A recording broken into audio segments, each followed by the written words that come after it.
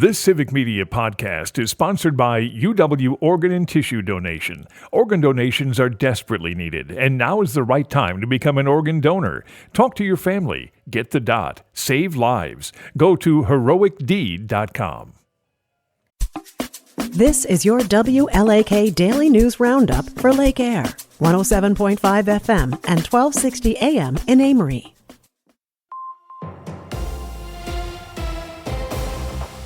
For WLAK News, I'm James Kelly. Saturday is Drug Take-Back Day in Wisconsin, and over 150 events are planned around the state. Drug Take-Back Day aims to give residents a chance to get rid of unwanted or unused medications safely, with the hopes that disposing of the drugs will decrease the risk of substance abuse issues developing. If residents with unwanted medication can't make it to one of the events, there are also hundreds of permanent medication drop boxes across the state. Officials also say the unwanted medications should not be flushed.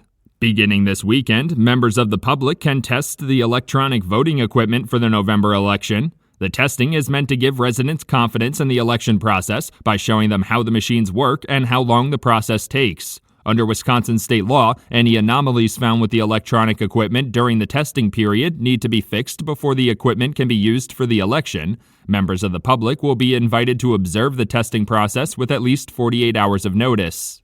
The city of Eau Claire will host a public forum on Monday to discuss the challenges facing the area. The public forum will feature Eau Claire City Council President Emily Berge on issues like housing, homelessness, fiscal stability, and public safety. Housing and homelessness have become growing concerns around the area, with a rising unhoused population and a low vacancy rate in the city. The public forum is scheduled to take place between noon and 2 p.m. on Monday on the third floor of the L.E. Phillips Memorial Public Library. One of the suspects in a violent home invasion in Barron County last December has been sentenced to prison. Ricardo Antonio Dominguez from Minnesota was sentenced to 12 years in prison and ordered to pay over $16,000 of restitution for his role in the robbery. Dominguez and two other suspects were arrested for tying up a 70-year-old man at gunpoint and tasing him before stealing about $13,000, guns, jewelry, and other valuables. One other suspect has been sentenced, and authorities are still looking for the third. An Eau Claire school entered its secure protocol on Thursday afternoon due to a nearby police situation. According to school officials, Meadowview Elementary School was placed in secure protocol as the Eau Claire Police Department responded to an incident in the neighborhood of the school. Authorities have not released details about the incident, but assured residents that it was resolved safely and the secure protocol was lifted. The protocol allows the school day to continue inside the building, but students and staff must remain inside. A voting promotion group called the Purple Tour visited Eau Claire on Thursday, looking to energize residents to participate in the election. The New York-based group is touring a number of cities, including Green Bay and Milwaukee, sharing information on how to register to vote and why it's important for residents to make their voices heard in the election. The visit comes as Wisconsin sees strong turnout in the first few days of early voting across the state, as independent groups and candidates urge residents to submit their votes early. Consistently dry weather across the state has led to Wisconsin farmers completing their harvests earlier than expected. According to the U.S. Department of Agriculture, the corn harvest for grain is 12 days ahead of average, and the soybean harvest is 4 weeks ahead of average. While the dry weather has allowed farmers to harvest their crops earlier than usual, it's also led to a drop in their quality. Farming officials say soil around the state is showing signs of being depleted, and more crop yields are being lost to weather-related issues. Nearly 100,000 people cast in-person absentee ballots on the first day of early voting in Wisconsin. The high turnout led to long delays at some polling stations across the state, even causing election-related computer systems to become overwhelmed. Early in-person voting has been on the rise across the country, especially in swing states like Wisconsin. Nearly 20,000 more people voted on the first day of in-person early voting this year compared to the 2020 presidential election, but the pandemic likely affected those numbers. Rice Lake Fire Department officials are still working to determine the precise cause of a fire that destroyed multiple businesses last week. According to a press release, fire officials have ruled electrical and gas out as potential causes of the fire, but the official cause is still undetermined. The fire started on East Messenger Street on October 17th at around 3:40 p.m. and took crews several hours to get under control. The building that housed Kitchen and Floor Decor Warehouse, Finewood Inc., Cheese Louise, and Agonic Brewing was completely destroyed. The Barron County Sheriff's Office is asking any more victims of the Rice Lake man arrested in connection to the Abercrombie & Fitch investigation to contact the FBI. According to the Sheriff's Office, 71-year-old James Jacobson was one of the 3 defendants named in the indictment, including former CEO Mike Jeffries. Jacobson is accused of facilitating the alleged international trafficking and prostitution business from 2008 to 2015, during which time he allegedly recruited and interviewed men and told them it would benefit their careers. For WLAK News, I'm James Kelly.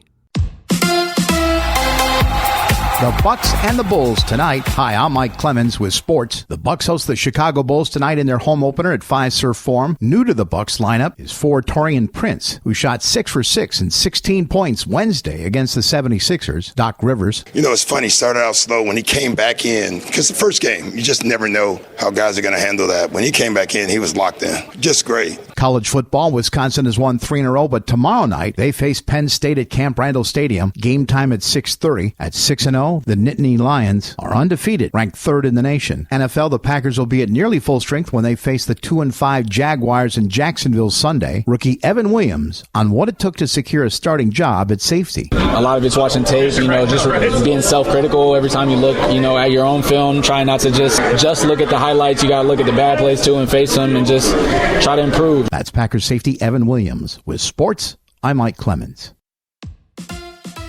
On your entertainment beat, I'm Pete Schwaba. If Emily Bronte was still alive, she'd probably be thrilled that Margot Robbie and Jacob Elordi have been cast in Wuthering Heights. I guess we'll never know, but the good news is the project has found a home at Warner Brothers after a bidding war. Emerald Fennell will write and direct. Her previous credits include Promising Young Woman, which was excellent, and Saltburn, which was interesting. Robbie's company Lucky Chap will produce the film. One Desperate Housewife apparently had money to burn. The first John Wick film was released this week in 2014. The film franchise has grossed over $1 billion worldwide. Variety is reporting that none of it ever would have happened were it not for actress Eva Longoria, who saved the original John Wick by contributing $6 million in funding at the last minute that closed the financial gap and allowed filming to start. No one was happier than the film star Keanu Reeves, who also had his own money in the project. Fun films for sure, but could use a little more violence. If you're getting on in years and trying to get on the Golden Bachelorette just to meet girls, here is one girl you will not have a shot at. Martha Stewart told Andy Cohen on his Watch What Happens Live podcast that she would never appear on the Golden Bachelorette, not even for big bucks, because the guys aren't hot enough. Soap icon Susan Lucci also stated she was contacted by the show, but declined. Are man boobs and beer guts out? Did I miss a meeting? Ted Danson and Kelsey Grammer have finally buried the hatchet and ended their decades-long feud. On a recent episode of Danson and Woody Harrelson's Where Everybody Knows Your Name podcast,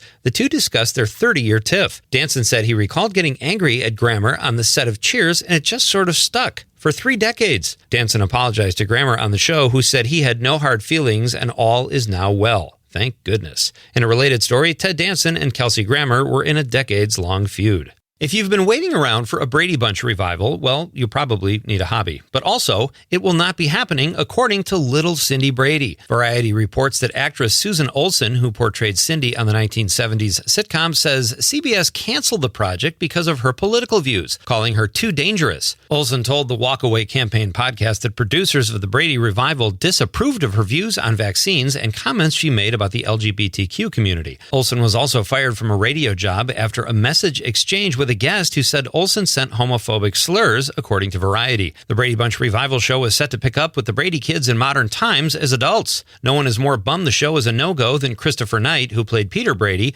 and was excited to show the world that his character finally completed puberty, and his voice was no longer cracking. We have a sunny, pleasant fall-like weekend on the way. Today, mostly sunny. We'll get to the upper 50s to near 60 for a high this afternoon. Clear tonight, low 30s. Tomorrow, sunshine, mid to upper 50s. By Sunday, sunny, with a high in the low to mid 60s. I'm meteorologist Sean Cable. Temperature now 38. That's your WLAK Daily News Roundup from Civic Media. Subscribe to this podcast on Spotify, Apple, or wherever you find your podcasts. Find more news at lakeair.radio. The national news cycle never stops, but it can be hard to find news about your local community. Civic Media is dedicated to providing quality local and state news coverage across Wisconsin. With the Civic Media app, you can get notifications about local stories that matter to you and your community. Find the free Civic Media app in your phone's app store and choose notifications from the menu to tell us what kind of news you want to hear about.